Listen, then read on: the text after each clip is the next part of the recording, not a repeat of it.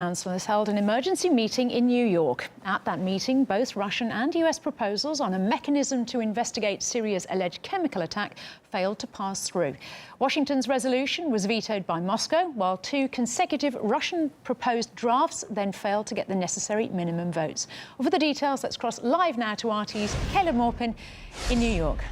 Hi there, Caleb. So can you tell us the latest? Well, when the meeting concluded, there was no resolution. The countries that make up the 15-member body that lead the United Nations had not come to an agreement.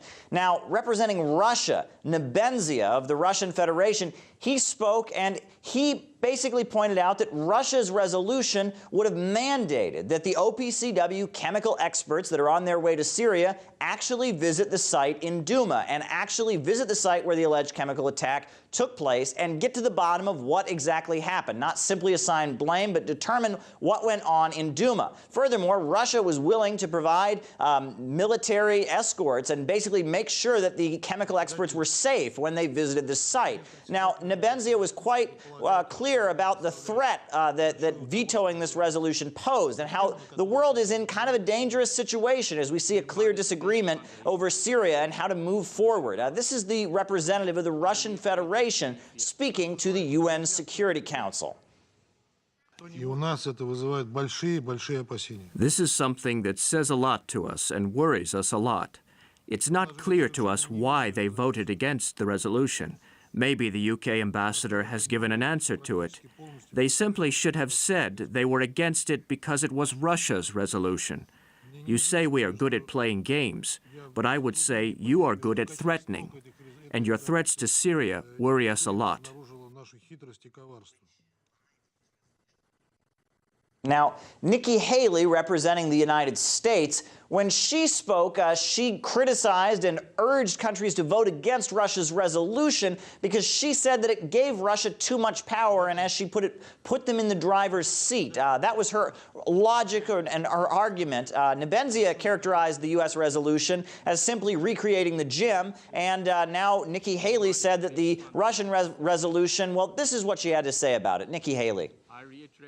The resolution puts Russia and the Assad regime itself in the driver's seat for making arrangements for the fact-finding mission investigators.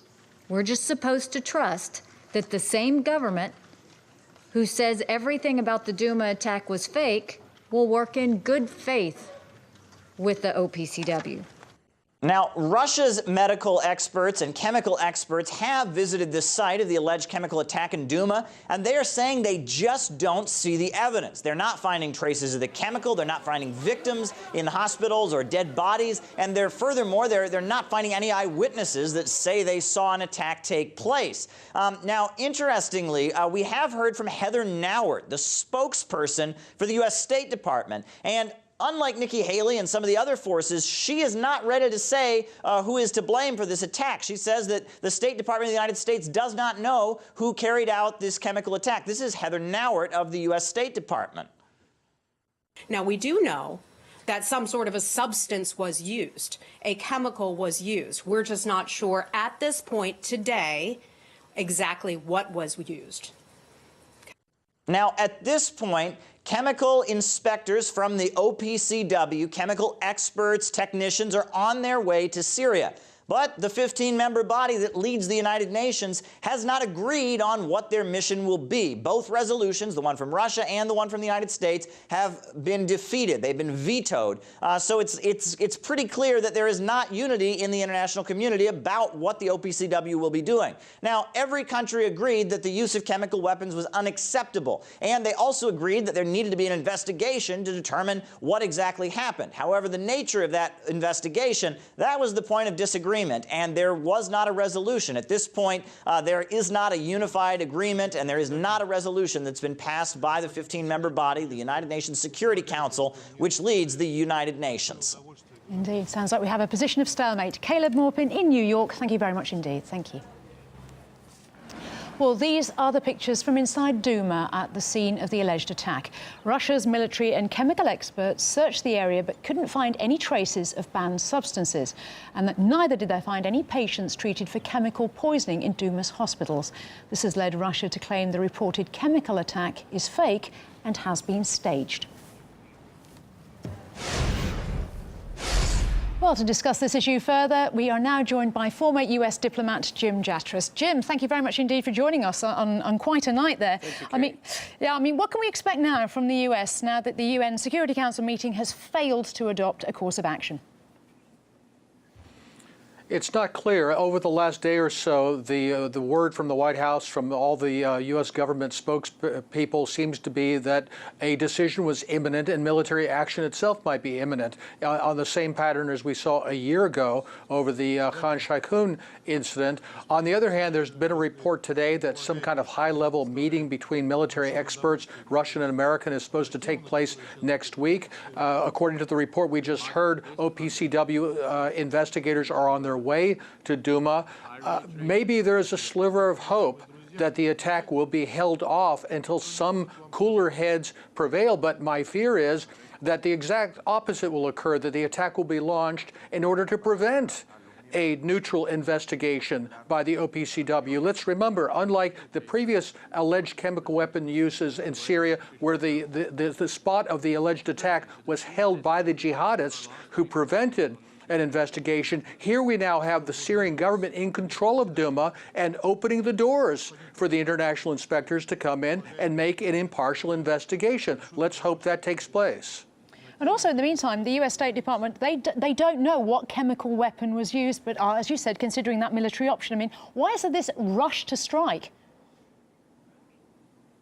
I think the rush to strike is to precisely prevent a real investigation. Let's be honest about this, Kate. This has nothing to do with the alleged use of chemical weapons. This has everything to do with a geopolitical agenda that wants to put the Iranians in a box, wants to confront the Russians in Syria, that is really upset over the thought that the effort that's been going on for 7 years by Western powers and our local friends like Saudi Arabia has failed, and that the Assad government will remain in power. They've been seeking a pretext to try to change that, maybe to kill Assad, and this is what they have fastened on. Remember, the Russians have been warning for weeks against a provocation of this sort, and then right on cue, right after President Trump says we're getting out of Syria, this happens. So this really has nothing to do with the truth or falsehood of the allegations about Duma.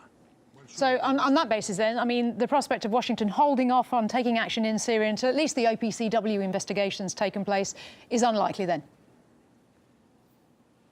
There's only one man who can make that happen, and that is President Trump. The guy, in a sense, who started this whole thing by about a week ago saying we're getting out of Syria, Daesh is finished, we have no further business there, that provoked this huge reaction across the political spectrum from the neoconservatives to the liberal interventionists and the Democratic Party saying, no, we can't have that. Something's got to be done. Well, as it turns out, what got done was this provocation in Duma. Can he stand against that? His recent words indicate that he's been flipped. Maybe not. Maybe he'll actually will put the brakes on and say, hold on, let's see what's going on. And of course, if he does that, he'll be the accusations will be redoubled against him that he's just a puppet of Vladimir Putin. Well, let's also have a listen to what the British ambassador had to say. They had tough words for Russia for vetoing the US draft resolution. Let's just have a quick listen to what she had to say. Conversely, by vetoing, Russia has crossed a line in the international order. I mean, what does she mean by that line remark? What do you think?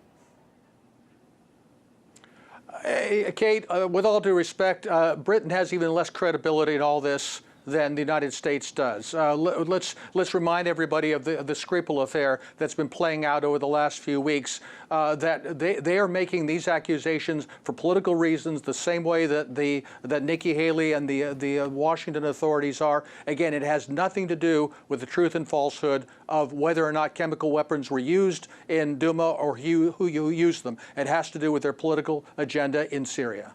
Well, and on that note as well, let's also listen to what Nikki Haley said. She said the UN has proved its uselessness. Let's have a listen.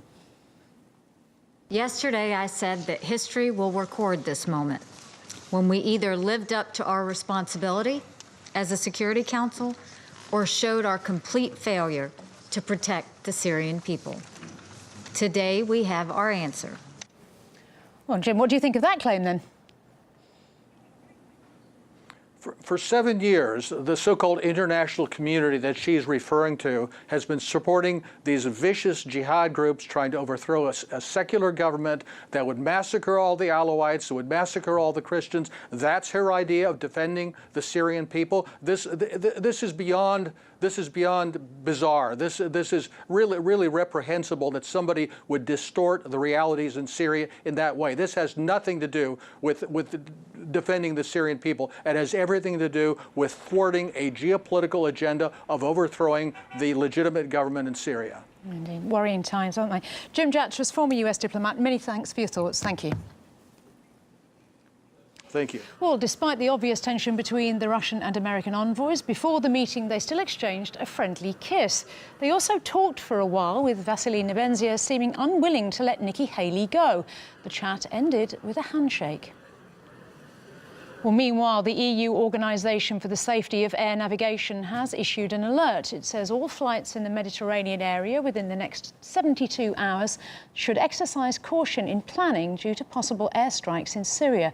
Russia's Federal Air Transport Agency also informed the country's airlines of possible danger in the area.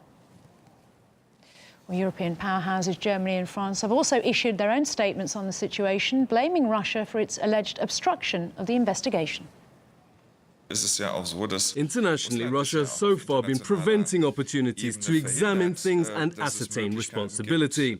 We don't see this approach as constructive or satisfying. It can't continue like that anymore. Any decision we take will not affect Syria's allies. But if the decision is taken, it will of